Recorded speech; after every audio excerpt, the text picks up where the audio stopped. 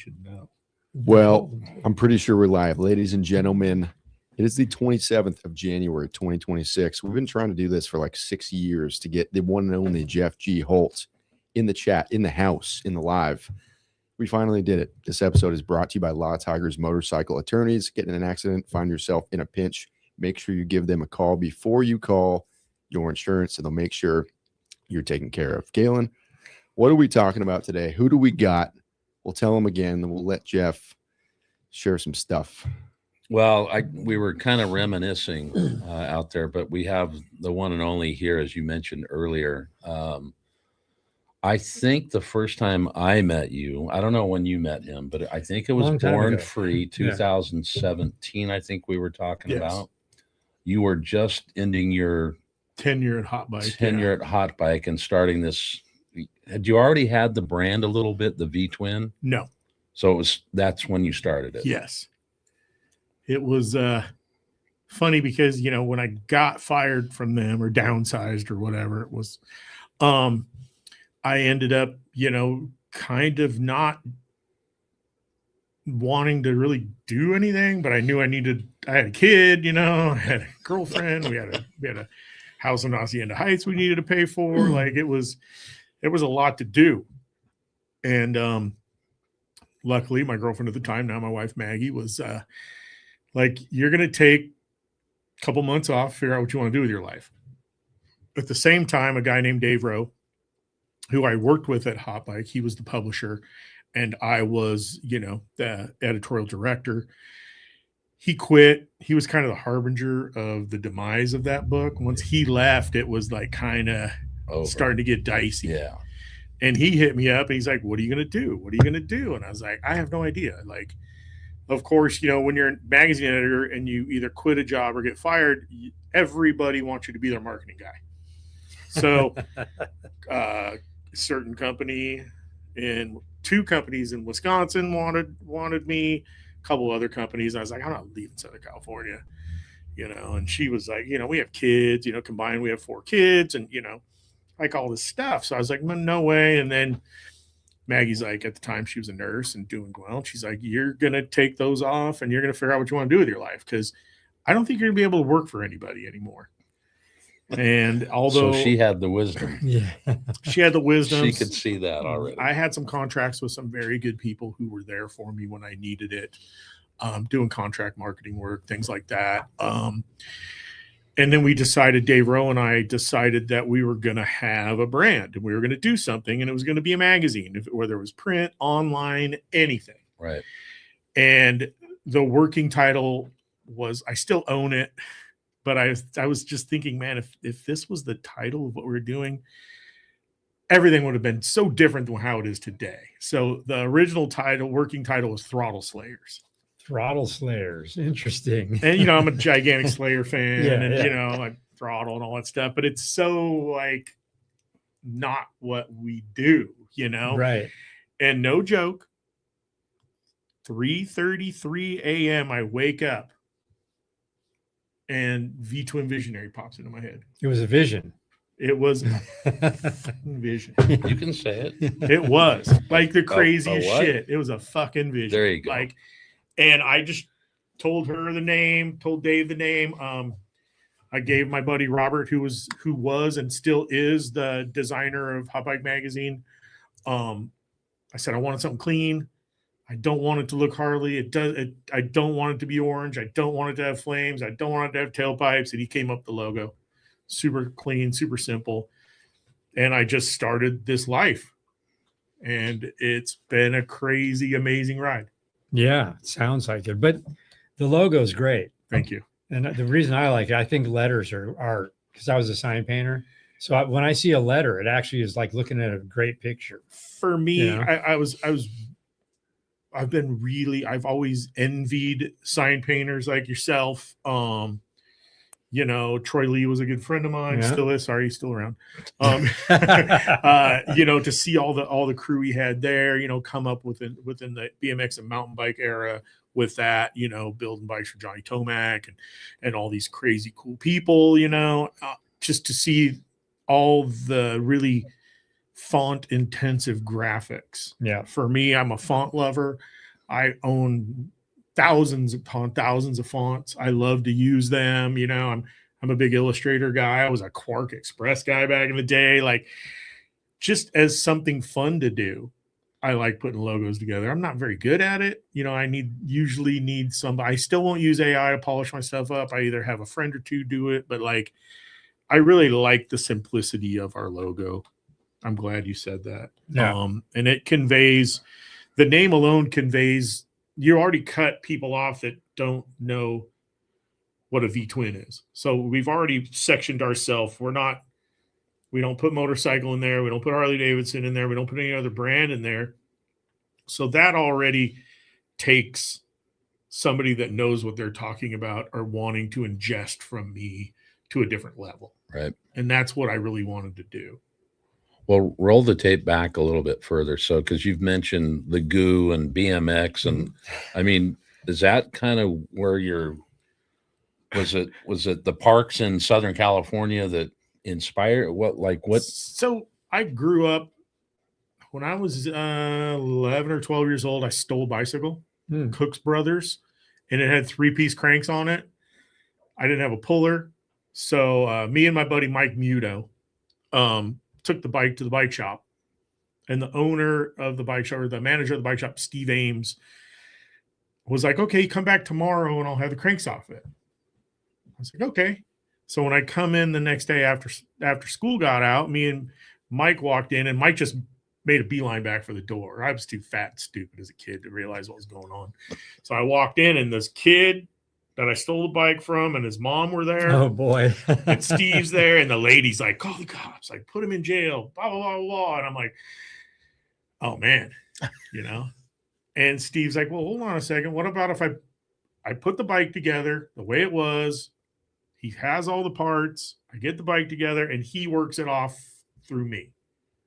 So at 12 years old, I started sweeping the floors of a bicycle shop, Neil Schwinn Cyclery in Anaheim, California, and ended up working there for 6 years. No way. And worked in the bicycle industry. Then I worked at another bike shop called the Bike Beat. And the Bike Beat was crazy. We only did mountain bikes. We only did high-end bikes. We didn't do any complete bikes. It was all custom built stuff. So that's how I knew Troy Lee. And I mean, just everybody came in there to get bikes built. During these big trade shows they would have, there would be Japanese and Taiwanese buses pulling up, and these guys would come out and buy all the stuff. And we had everything. It was all the American made stuff by like Ringley. And, you know, we built bikes for Paul Tracy. We built bikes, built bikes for IndyCar drivers, like the craziest stuff in the world. Right. And then two guys would come in. You guys probably know these guys' names, Jody Wiesel and Zapata Espinosa. Heard. From Motocross Action. Well, they also had mountain bike action. And so we became friends with them, and we started building their test bikes for them. Even though they were out here in LA, they would come to Orange, California, get their test bikes built. We would do a lot of stuff with them. And a little time after that, I ended up getting a 76 FLH and not knowing how to work on it. And at the same time, I started getting tattooed. I forged my driver's license when I was 16 years old. Remember the old paper licenses? Well, I was born in 68, so I scratched it so it's in 66. Showed it. The first tattoo that I wanted was a pentagram with a goat's head. So this dude at Anaheim Tattoo, biker dude, there was bikes all over, old club dudes. And he was like, man, I'm not going to do that fucking satanic shit on you. Get the fuck out of here. Really?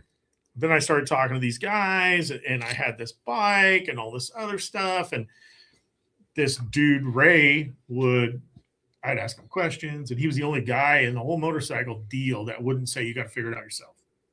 So he would help me with this FLH. I didn't know anything, man. Like, I was a product. My dad was in a motorcycle accident, paralyzed from the waist down. Wow. So my whole life, I was absolutely, positively not allowed to ride motorcycles. So I made it my life's work. Yeah, there you go. But through motorcycles, you said that through was bicycles, 76 when 76. He was, yeah. Wow. So they gave him 9 years to live. He's still alive. Really? Yeah. He's outlived my mother, my sister. How old is he? 8. He's born in 41. So he's 80 something. 80, 85, 86, Yeah. something like that. So he's still kicking, doing great. You know, I think he's still, the hair stand up on the back of his neck when he hears motorcycles fire up and sees my lifestyle. That's cool. But so that's kind of how it all came to be. Then mountain bikes, then this, then that. Then I started my own marketing company in the bicycle industry. I moved up to Oregon, and I lived in Oregon, Washington, became a rep, kind of did all that stuff, and then moved back to SoCal to work for a company called Tioga. They did tires and a big BMX and mountain bike company, Harley in tow, all this other stuff. And I started my own marketing company within that using them. So a guy by the name of Courtney Hallowell, who was the editor in chief and all this stuff for Hot Bike, hired me. I didn't want the job. I had a kid, dude. I needed real insurance, Right. all the other stuff. That's how I got into this Harley thing. Took 6 months for him to talk me into working with him. Then from then I was like, oh hell yeah. Like during that time, it was being a magazine editor was a rock star job. I got flown all over the world, Right. got to ride motorcycles everywhere. It was a different time than now. Right. Right.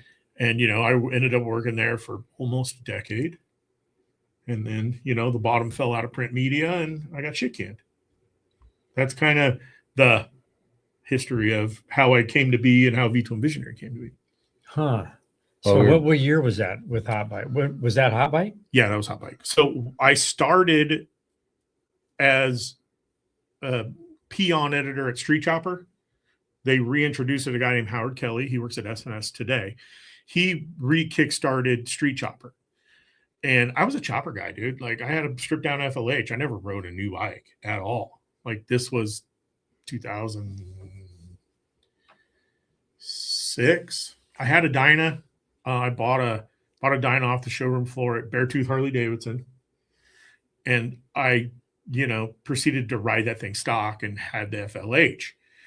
And it took about 2 weeks of me working at Street Chopper and they pulled the title.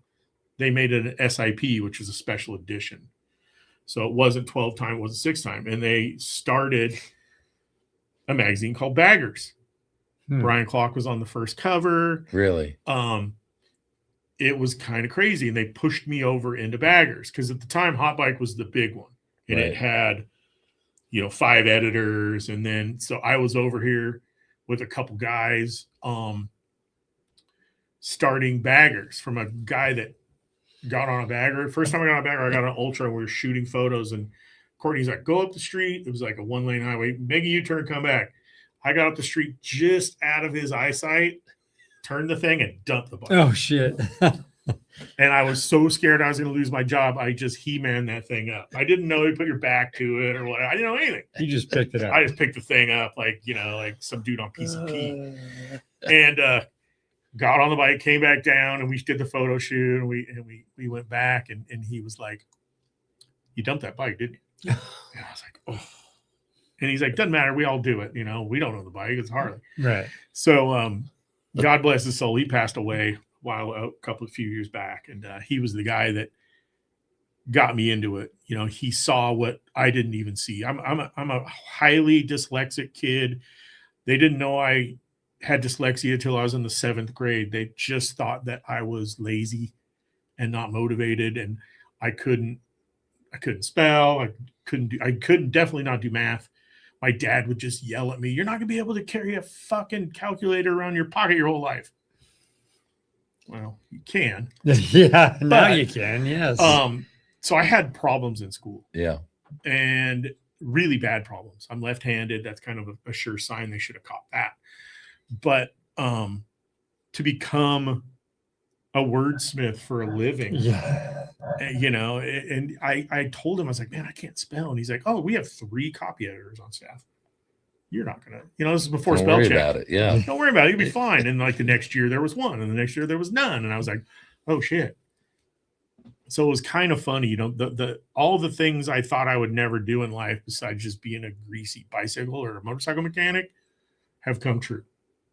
You know, and it's been Well, it's your destiny. That's why we Yeah, live it, right? exactly, you know, not for lack of trying, but like I've never been really horribly motivated.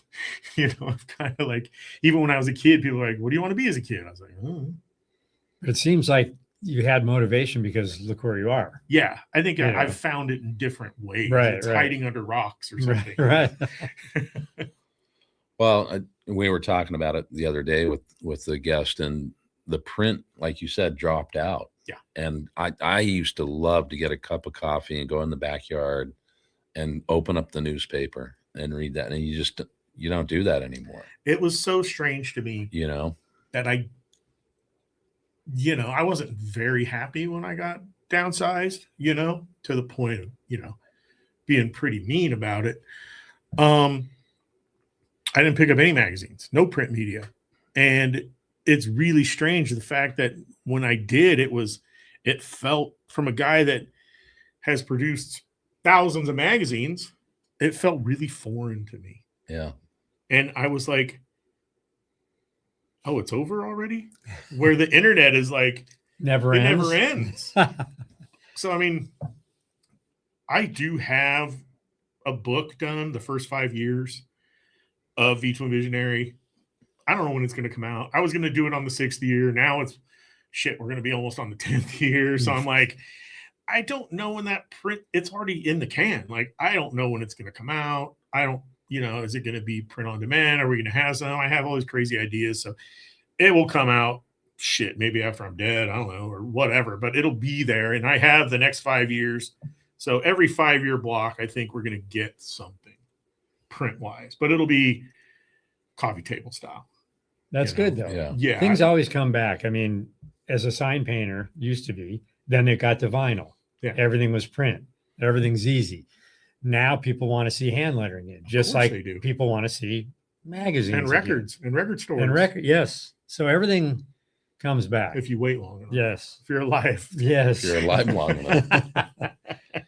Well, for some of the people that don't know, tell people what V-Twin Visionary is so that they get an idea. So V2 Visionary, like everything else, when I kind of picked up the pieces, it was really, okay, it was going to be an online magazine. Cool. Whatever. Everybody's got an online magazine or did or tried to. And the format was good. We did bike reviews and we did, bike checks and a lot of stuff, 20 questions with people. And it was really cool and fun. And we still do a lot of that. The website kind of thing, man, and social media took off right when that started happening, so we did really good on social media. We did the website I put together. It was cobby as hell, but it worked. We have an all new website now. We're working with a team. It's been about a year. New website's awesome. Then we integrate all of the social media, integrate all the YouTube, blah, blah, blah, blah. So we have that, but before pandemic, Harley reached out to us to do a show in Daytona and a show in Sturgis to sponsor our shows, because we were doing performance bike shows before anybody else. I mean, you could check the dates. I'm not lying about that. So we were doing all these, and that was kind of the grumbling. Like, I started when I finished at Hot Bike, it was all performance stuff, Dynas, FXRs. I hated baggers, pre-M8 baggers. I still hate them today. They were the worst, dude. They're clunky. They don't ride good.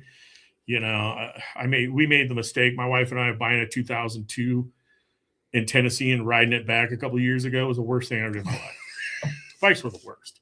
M8 baggers, really nice, put together well, lightweight. I fought tooth and nail for you people out there to have a nice bike. So all this stuff, pushing these shows and doing this performance thing, which is now the norm, being able to do that was all well and good. Harley had our back on a couple shows. We were doing some other filler shows, nothing crazy. I had a transit van that was all kitted up. We had our 10x10 and like 5 other companies 10x10s. So it looked like a swap meet, it was all these different color, different things. And I thought we were the hottest shit in the world. And we got our shit together. We had about 60 or 70 feet of our own branded stuff, getting ready to go to Daytona. Boom, pandemic happens. Harley pulls out after Daytona for the whole year. Harley wouldn't even give us stickers due to contact tracing.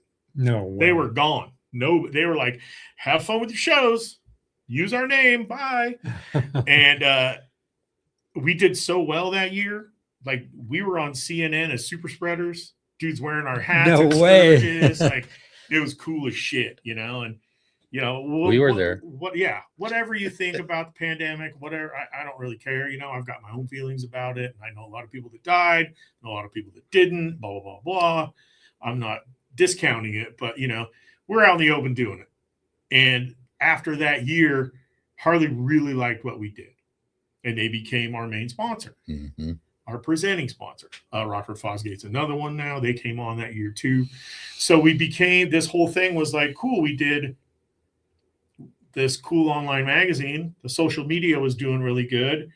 Then we did the shows so people could see what we were doing, the bikes we were building. And this 3-ring circus was working very well. And from then we just grew it. We scaled it pretty crazily, you know. We went from 60 feet. We're at 140 feet by 70 feet now. We have we do 32 shows a year. We have over 30 partners, everybody in the book, including, you know, Thrash and Supply and Rockford. And I mean, I can keep going. Like, it's crazy. So very fortunate to be able to do that. And now I've stumbled ass backwards into doing podcasts. And, you know, we do shop tours, you know, Little Lance is also involved in us doing dealer tours where we go out on the road and show up, show them our build. Like, it's called the dealer drop-in. So we go to different Harley dealers around the country, show up with our bikes, which most of the guys that are techs or the parts guys have seen it. None of the salespeople know who the fuck we are. Right. So we walk in to these shops, and usually we walk past the salespeople and they're trying to sell us a bike. And then we'll go to like the parts counter. And if the guy doesn't know us at the parts counter, like, you'll see the text start kind of prairie dogging. Like, oh my God, dude, he's here. He's got the bike here. You know, we want to hear that turbo road glide, blah, blah, blah. So pull the bike out and fire it up. And then we're like, hey, you know, here's 2 goodie bags for you guys. Right. And it's chock full of rad stuff. And I mean, that's been the dealer drop-in stuff has been really cool for me because I have an in with these guys. A lot of guys know who I am there, and it's kind of cool. It's not like a sales rep coming and trying jamming some weird part up their ass, because the bottom line is anybody that has a part for a Harley is like, I'm going to call every Harley dealership in the United States. I'm going to be rich. And when they call the guy, the GM or the parts guy, they're like, oh yeah, no, bye. Yeah. So, I mean, luckily we do it easily and cool, and we have a lot of fun with it. And we blast these dealerships and these people that wear these dealerships on social media, and they talk about us, and they're excited when we show up because it's a different vibe. You know, it's not like I'm just here to sell them shit, which it's not the case at all. Here's some swag. Here's some cool shit. There's QR codes in there on some stickers. If you want it for your personal bike, cool, hit us up. If you want to carry it in your shop, cool, do it. And I really like doing that. Yeah. Being a sales rep for BMX companies, it's full circle for me to do this again. And, you know, I love driving around Sprinter van with my 2 dogs and my wife. Like, it's awesome. And to be able to do shop stops too, and see what is on the other side of the dealer coin, bike builders and independent bike shops and things like that. Well, it's funny. Before we started this, the sponsors that we have out on the door, many people that you deal with as well. And so we were at a drag show with Little Lance, just helping, you know, do the Little Lance does drag shows. Yeah. Drag. we used to go work with them when we first started. So I left banking, and we came up with the concept. We were going to get some vans, get fueling and all the guys, and build the bikes, and do kind of what you're and then go up and down, because the drag dealers reps are great, and we have a great one as well. Yeah. But that book is so thick. Don't tell him what Lance told you. Well, so out in this parking lot, he couldn't break away from Setware, which is the business he runs. Right. So he's kind of bummed because we're creating this whole deal. Yeah. And his Lance walked out and said, "What are you doing?" I said, "Here's what we're planning on doing." He's like, "You don't want to do that. you two should start your YouTube channel, and that's what launched this whole thing. I think it's awesome. That was when 6 COVID years ago. started, we Yeah. started. Yeah, same time. It's So let's funny. go. We traveled. So It's we did the funny, same man. with. I mean, we saw you at places and like, Oh yeah, we would. That's how I knew. There's You know, we kind motorcycle- of talk. You know, I've known Little Lance.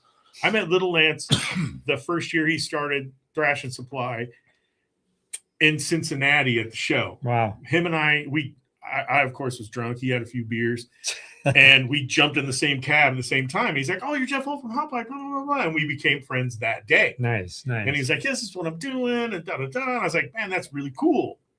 And so I've known him since then. And I mean, come on, man, like look at that brand and what they do now. Right. It's like they are kind of, you know, they're the watermark of how to run your YouTube and how to do your stuff, you know. And I think that it's just so cool because, like y'all's stuff, it organically happened. And I hate that word. Everybody uses it. But like Lance was not just trying to push his products, just like you guys aren't trying to just push your product. Like it was because the love of motorcycles. That's what it is. And to be able to do that, and it's very hard.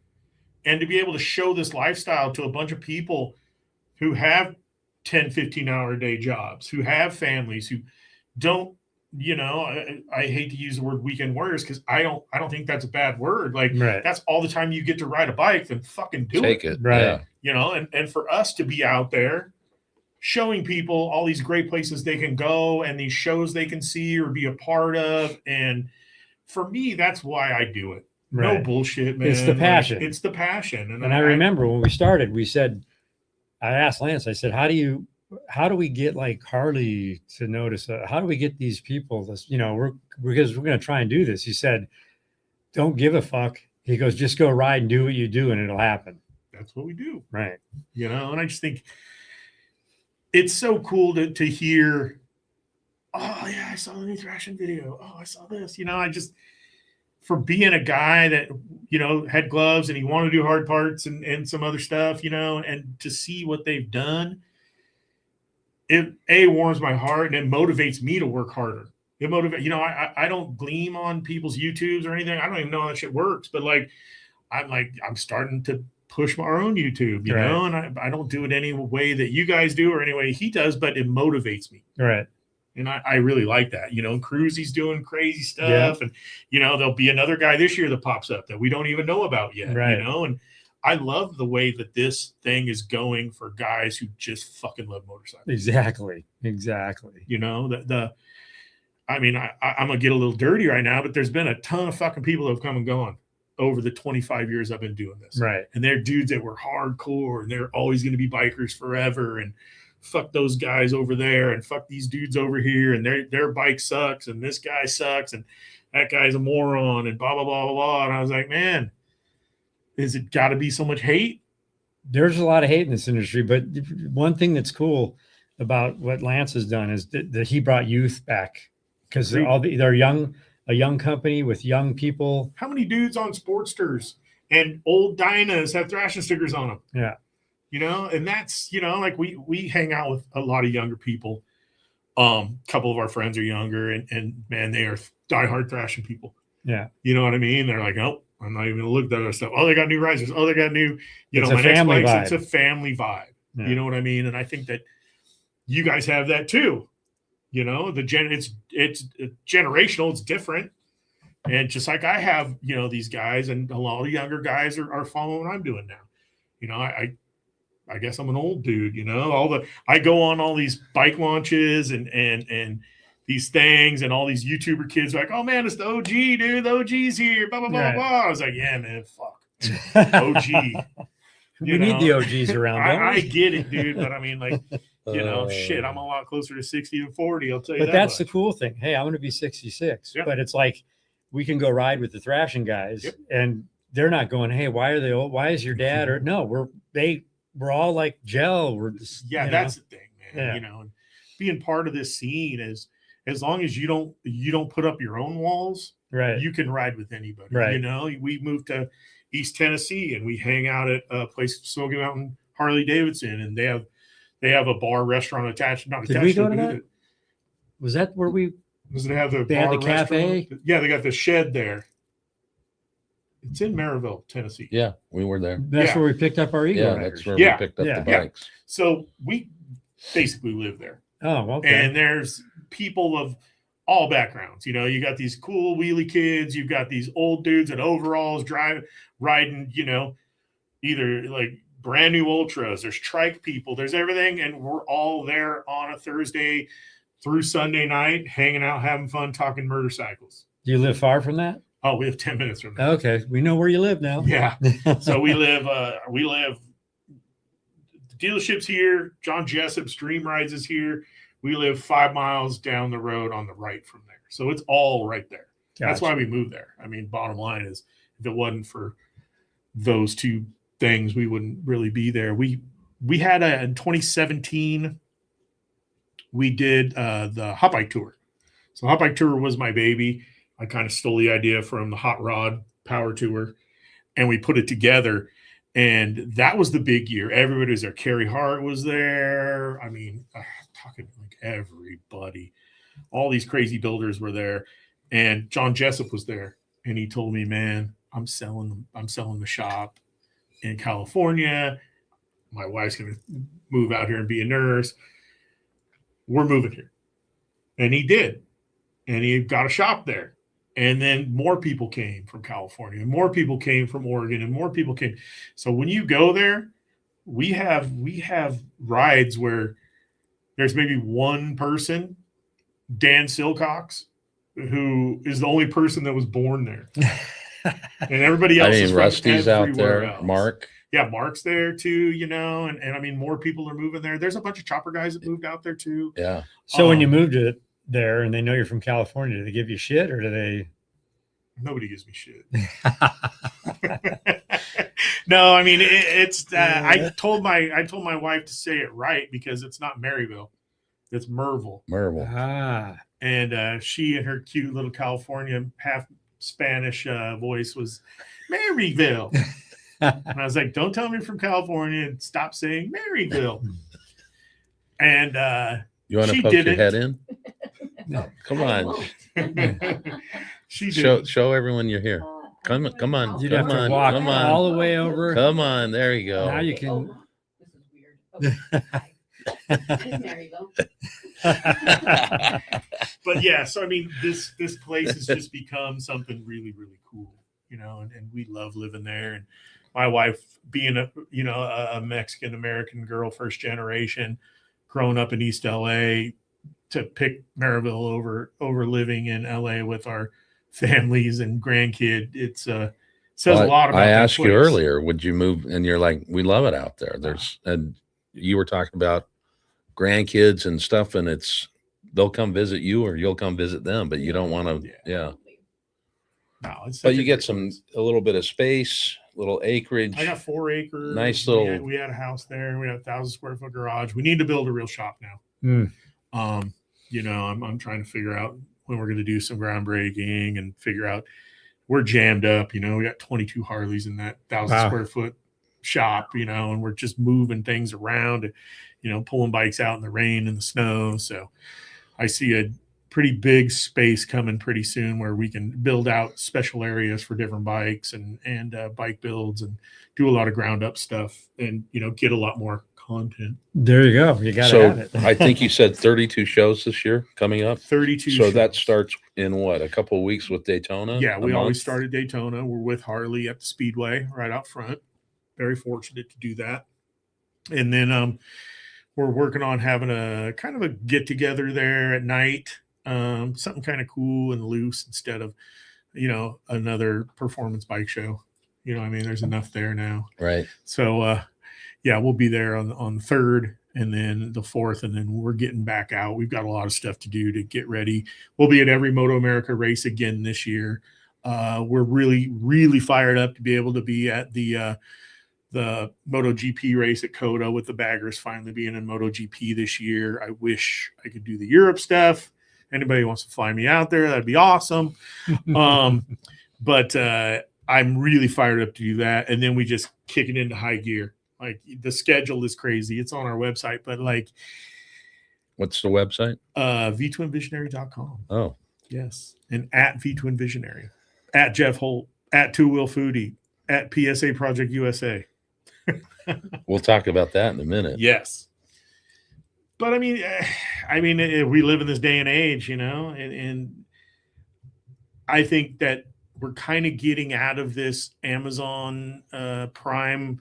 I bought all this crap and now I need to send it back, and it was dumb and it didn't work for me. And now you can go to all these events and walk through and see over 30 different companies, touch and feel handlebars and grips and gloves and everything. See wheels that you've never seen before and be able to order them online through our website. It's pretty seamless now. Everything's QR coded, and it's just a way that I've always wished it could be.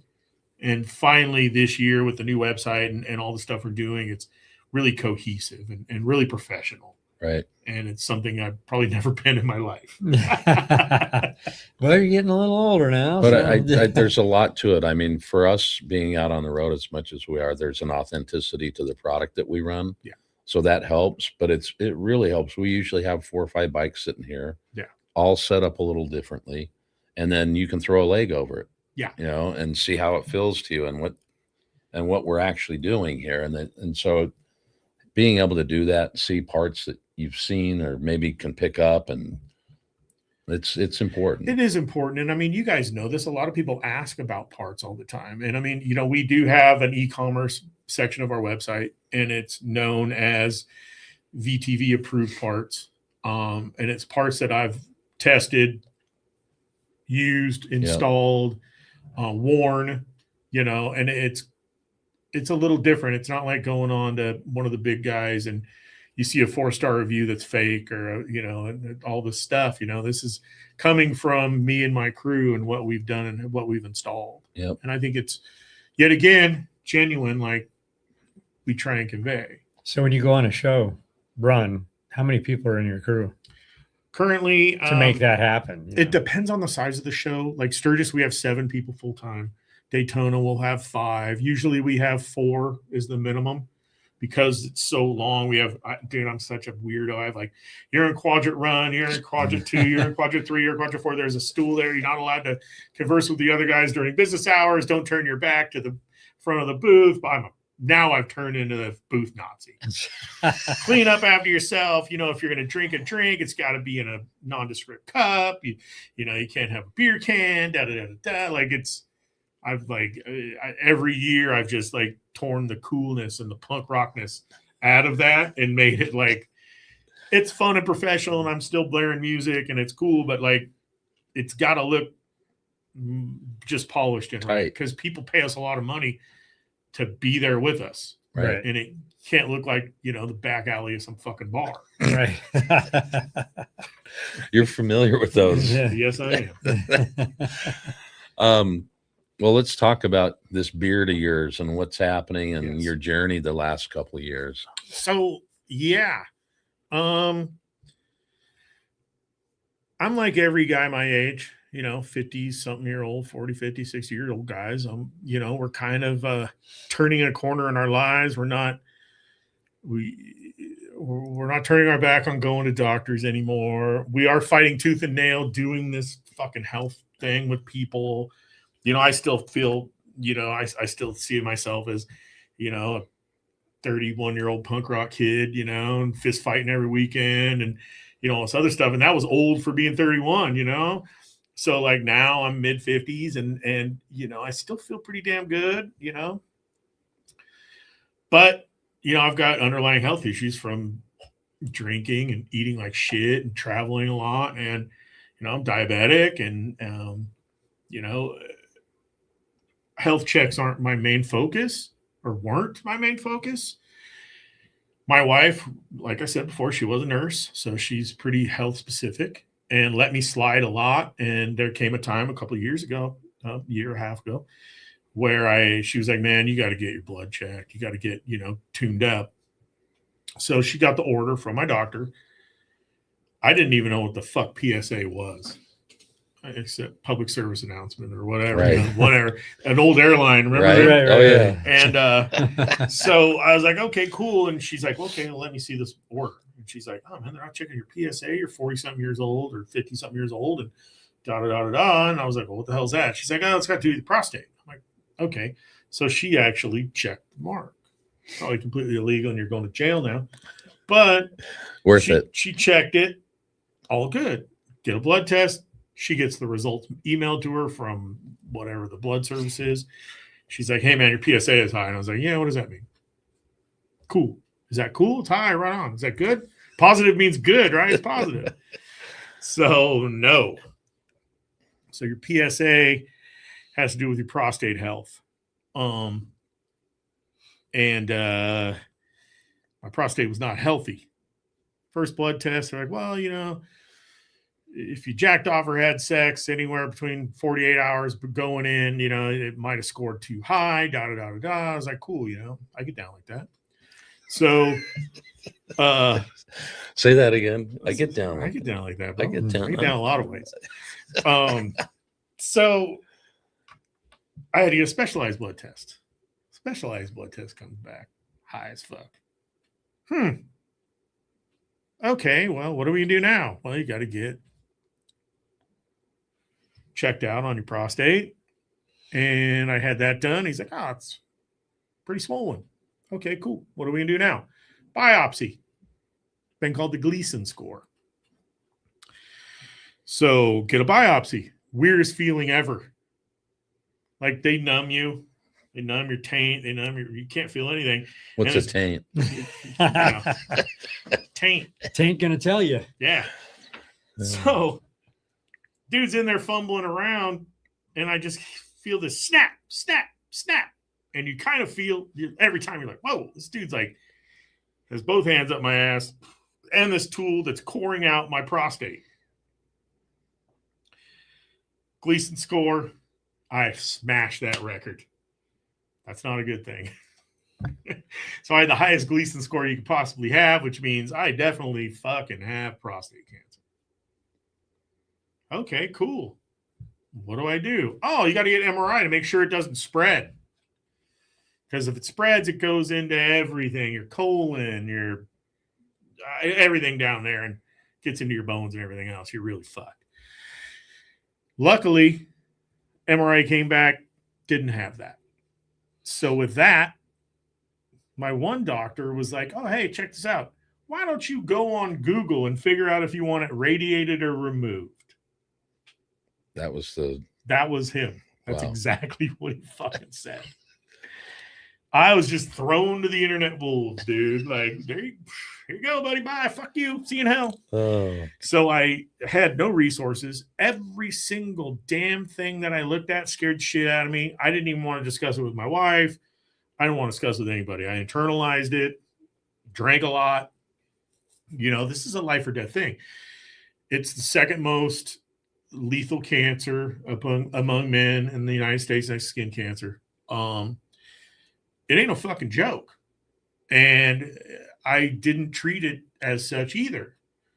I really was lost because everything was doctors talking. I drove across country once and I listened to podcasts about it. I listened to every fucking thing about it, symposiums on what to do. And I was more confused by the time I got to California from Tennessee than before.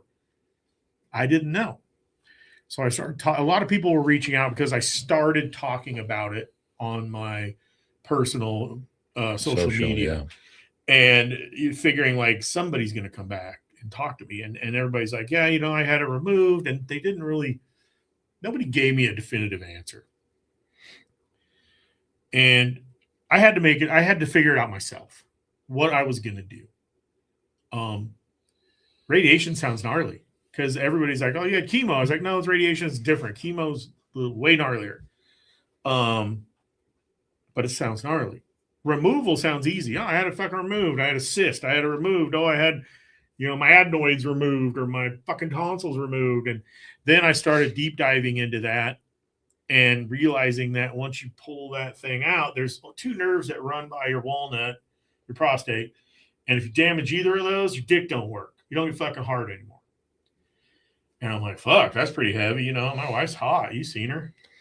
And, you know, she does that job really well. We do really good together. We have a lot of fun.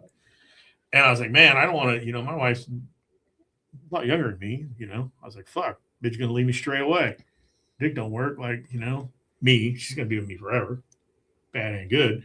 But, you start psyching yourself out, serious shit. Man's health, cancer, death, dick not working, like it was stacking up. And so I chose to have radiation. There's lots of there's bad, you're not gonna win either fucking way. And I took the less invasive route. If you do the removal, it's a lot quicker, but there's a lot more stuff. You once you take it out, your bladder sags. You have to have a net put in. You piss your fucking pants for half a year or forever. Your dick might not work. Or usually, like all this stuff, radiation. It wasn't no fucking load of roses.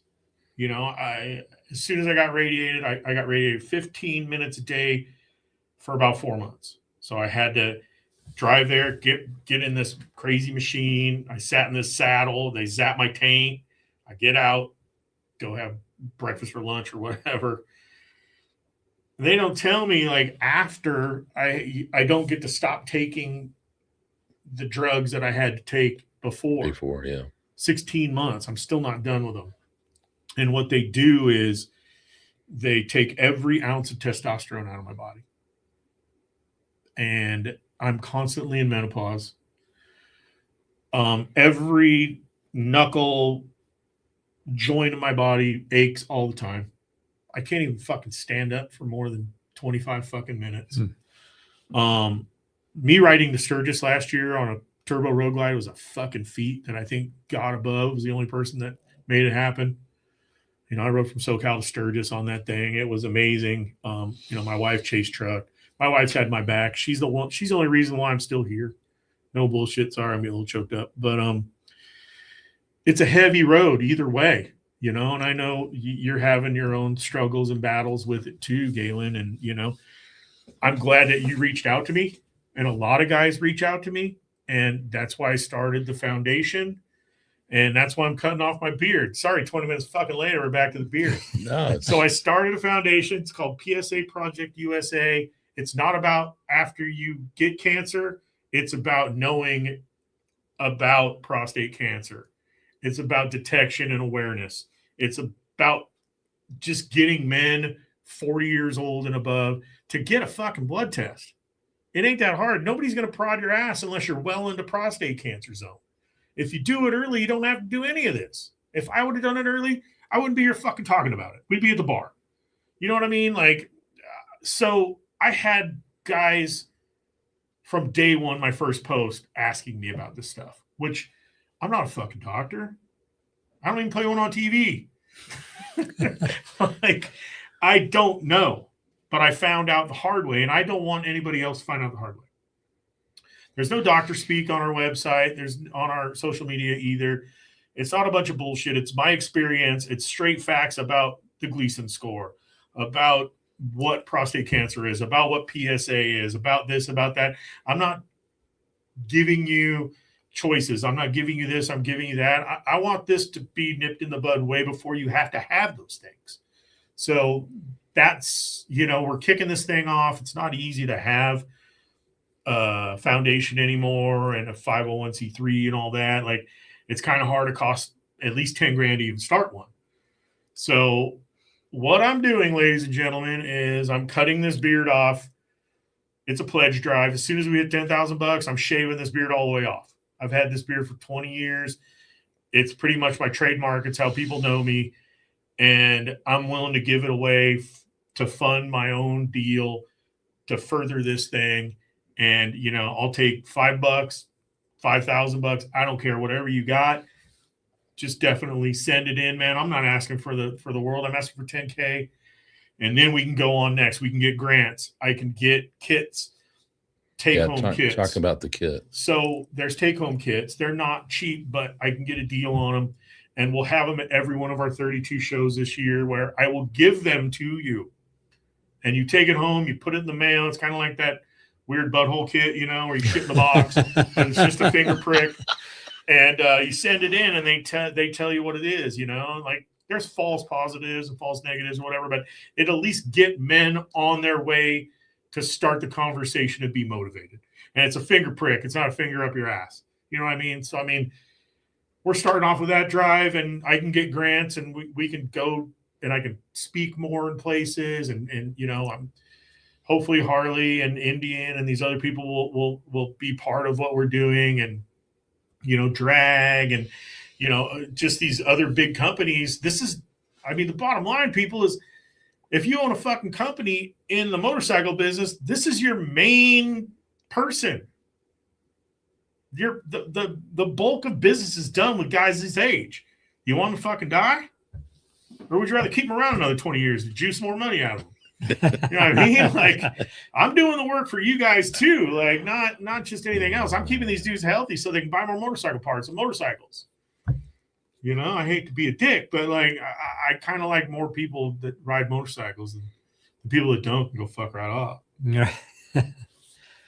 Well, I think it's important from just my personal perspective. I decided to put something out on social media as well, but I didn't do that until after I talked to you as well. Like, and the whole idea of advocating for yourself has become kind of a major issue in our medical, whatever it is that you're dealing with, whether it's cancer or heart or any, and I think we've just commercialized stuff to a point where, I mean, you don't know. I've been getting my blood work done, and I had a SVT, which is another thing in the heart that I've religiously been going and getting annual physicals.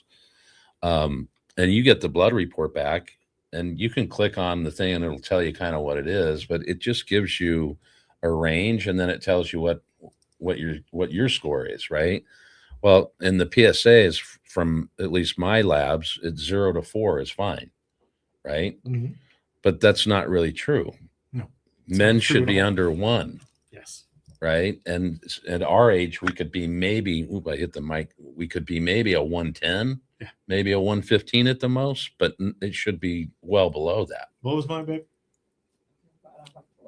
It's like a 9. You were, I think you told me it was a 9 or a 10, something like that. 9.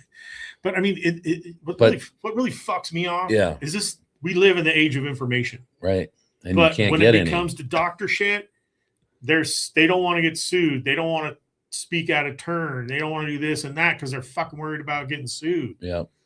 So it hides the truth, and it hides the answer to probably most of our questions. Right. And that's what's totally complete bullshit. Well, and it's hard too, because to your point, you start researching everything, and AI is going to tell you one thing, and you've got all these different channels to go to, and they're kind of each different, and it's there's not a lot of really compelling, at least I haven't found yet. I've tried to do a lot of study, but it's hard to really find good information, and it ends up becoming, so what did you do? Yeah. How did you do? Because it's going to be a personal choice for whoever. Right? That's all. That's the questions I've answered for a year now. What did you do? Why did you do it? Are you, and how did it make you feel? And that's how I think these forums start. So to have something that you've put together, to recognize that, I think we're in full support here for sure. Yeah, and I mean, and not just because one of us has. Well, here's the deal: you guys were in full support before you knew, and you guys both told me, man, whatever you need, man, we're behind you, and that's all you want to hear when you're down in the dumps, man, and that's all you want to hear is, your friends and people you respect and your family to be there for you. Because the damage is already done. You're already fucked. Right. And for me to be able to, and I told you when you called, you're like the 8th person that called me in 10 days or whatever time it was, and there's a lot of people in this industry that called me, and they always start off with, hey man, please don't tell nobody, but this is this. What is this? Can you tell me how this is? Why did you, how did you find out? Why did you find out? And I'm just very fucking blessed. And I never say that word because I fucking hate it, that people decide to pick up the phone and call me to help them out, and if I could save one person from having to go through what the fuck I did, one person, and it's already happened. It's already happened 25 times. Yeah. My job's done. But now I'm trying to swing for the fences, man. I want every dude that's ever thrown a leg over a motorcycle that's 40 and above to know exactly what PSA Project's about, what prostate cancer is about. And I think, I mean, I need to stop there because I was going to say some shit that would have pissed a lot of people off. So, a lot of people are giving a lot of money to a lot of different fucking people. Yeah. And that they don't know. Yeah. And people that have foundations that have never had the issue that the foundation's about. And, I'm over here in left field waving my hand saying, dude, I've been through it. I'm not just going to put some AI bullshit up and fucking be cool. Like I'm in it. Right. This is another full-time job along with V2 Visionary, being a good husband, being a good father, being a good grandfather. Like, this is the thing that I want to do for the rest of my life with this foundation. So, and you mentioned, I think you'll be, by the time you're done with everything, 18 months, 19 months. Yeah. 19 months. And sometimes the hormone stuff doesn't last that length of time, but your diagnosis and prognosis was such that you've had to run this cycle. Yes. Yeah. I was an extreme case of it still being in the prostate. Right. I was very extreme case. Like if my wife didn't do that shit, it would have escaped. Yeah. Just think and about I would that. have been chemo boy and I would have been fucked off for a long time. Yeah. If not just dead. Well, and I didn't know what PSA was. So for you being in the medical field, thank God you at least looked at the order. Yeah. Like, it still trips me out. Like, isn't that crazy? every day, man, like my life was in her hands. Yeah. Well, you've got a bunch of comments on there. So That's why daddy drinks. well, whatever we can do to support that. We've been pushing some of your stories and the posts. And so, and our audience typically is pretty good about donations. So if you can donate, go to that link and click that button for sure. Thanks, Jen. Seriously, man. Thanks everybody, man. This generation of men we're still fucking assholes. We've been in our fair share of fist fights and, we're around beating people up in parking lots without video cameras watching us. Right. Getting beat up in parking lots without video cameras following us. And I think that, now it's time to educate guys that are younger than us and wiser than us to do the right thing and be part of what we're doing, man. There's so many entities out there with their hands out and fooling people into doing stuff. And I think that keeping this foundation basic and just like I do with V2 Visionary and only do what I know how to do and do it when I want to do it, and which is all the time. Yeah. Well, we're hoping that 19th month comes like quick. Yeah, right? I need some testosterone back in my body, man. I'm tired of crying in the corner and watching Lifetime movies with my wife. But your taint ain't taint. My taint ain't tainting. It's good, man. We are going to do some shirts that say prostate cancer taint no joke.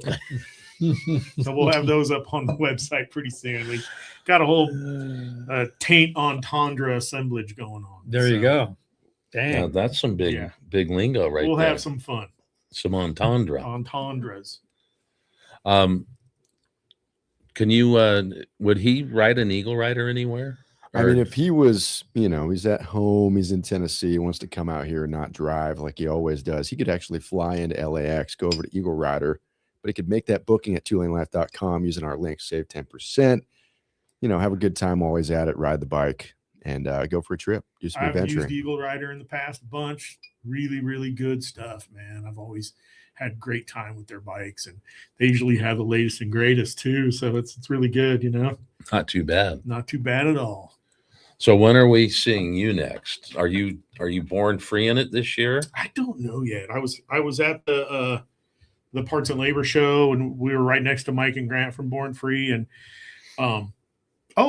they actually gave us 2 sets of grass passes to give away to people donating. So let's just say 1 week today on, if you donate, we are going to put you in a drawing for 2 sets of grass passes Saturday and Sunday. Nice. There you go. Thanks for Born Free. Mike and Grant have been my good friends. They put me to work parking bikes at Born Free 1. No And, way. Yeah, and Jimmy's parking lot in Orange, California, and so I went to all first 10 of them, and then we started Feature Visionary. It was just going crazy, so I couldn't make it back. But I love Born Free. I love those guys, and maybe we'll make it out. Maybe we'll make it out this year. I think we got a couple weeks open, so maybe we'll fly out, grab an Eagle Rider bike, and get over there. Boom! There you have it. Boom. Boom. Well, it's funny because I may have told you this story, but Grant, his father grew up on the same street I was raised on. Grant told me this story again. You told it to me, and then Crazy. Grant told me. Yeah, and it's pretty. And to see what he's Well, let me done tell over you. the years. But the really funny thing is, his father's so into what he does that's how I get to see his father every year now. Yeah. It's like a reunion. His dad is so awesome. Yeah. Man. I've hung out with his dad a bunch throughout the years, man. Grant and I used to work together when he worked on the truck mags. It was in the same garage as Hot Bike and Street Chopper and Baggers, so we got to hang out a bunch. Nice. He's a vinyl guy. Yes, He likes slinging the. Grant's one of the best dudes out there, man. So's Mike. Yeah. I haven't spent a lot of time with Mike, but Mike is always like he's on 17 cups of coffee. He's just rolling. That boy's turned up, but he's one of the most kind-hearted, nice guys that you can ever meet. So before we close this, we're up on the hour, but talk about how are you going to showcase shaving this beard? Are you putting it on social? Oh, we're going to do it live. We'll You're do gonna it do it live live. on social. We'll do it everything. And another thing is whoever is the largest contributor of funds gets the beard in a frame with an award below it. That's cool.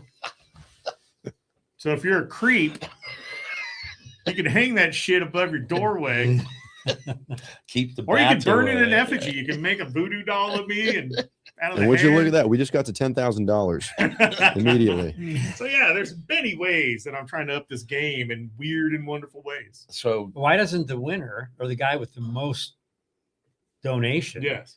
get to shave it off? If he's local or if he wants to fly out, he can do whatever he wants. Get the buzzer and do it. So is Yeah, man. it coming back after? Yes.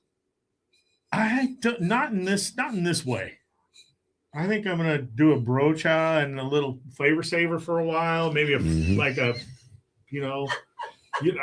actually, your buddy Josh Brolin, like he's had a ton of badass mustaches. Yeah. That the look that he had in No Country for Old Men is probably one of my favorite men's look Yeah. of all time. No homo. That was kind of, I live in Tennessee now. I could just live that whole, You could do it. life. He You could be my could. friendo. There you go. Well, you just shaved it like here and below. No, everything You're goes. going to take it all off. Yes. And I'm going to tell you a little anecdote about this. My wife is not happy. Do you want to hear why? Sure. So I look just like my father. My father has blue eyes. That's the only difference. He's got a shaved head. He's got a white goatee like this. And she's like, I used to tell her I was going to shave this before the cancer thing. She's like, fuck no. I was like, why? And she's like, I don't want to talk about it. And I was like, come on, tell me why. She's like, because you're going to look just like your dad, and I don't want to fuck your dad. My wife, ladies and gentlemen. There you have Maggie it. Holt. There you go. There it is. On that note, Well, before we leave, I want to know this. If they go to, what was the food, the two-wheel two-wheel foodie. foodie? At two-wheel foodie, yes. Yes, on Instagram. Yes. Tell them about the Sobel. So Bloody Mary. Sobelman's has this amazing Bloody Mary. It's called the Beast, and it's a gallon of Bloody Mary. If you go look on it, it's actually my little picture up there. Avatar. Sorry, kids. Right. And it's me with the Bloody Beast, and it's a gallon of Bloody Mary, which is actually a really good Bloody Mary. It's not a gimmick. A whole fried chicken, a couple of sliders, half a dozen or so shrimp, pickled sausage, cheese balls. So you're not eating this yourself. No, usually we buy one for the table. There you go. And they have great hamburgers. I actually, the first time I ever went there, Harley took me there. I was on a launch, and they took me there, and I had to go back because he couldn't drink on the launch, as you guys know. Oh, right. And I had to go back that night, and then I ruined that place. But the hamburgers are amazing.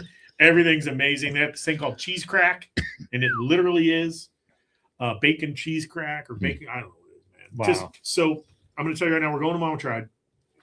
My wife scored us. They have an Airbnb on the top of Sobelman's. So my wife scored us. We're going to be there like 4 days. So I can just get the whole Bloody Mary chicken and Just go just take for it it. up there and just I don't sit think on Throw it in it, the fridge. She take said my shirt off and just sit in bed with it. she said if she wakes up and you're not in bed, she knows exactly where you're at. This is true. Like Down in the bar. seriously, Soul Women's is amazing.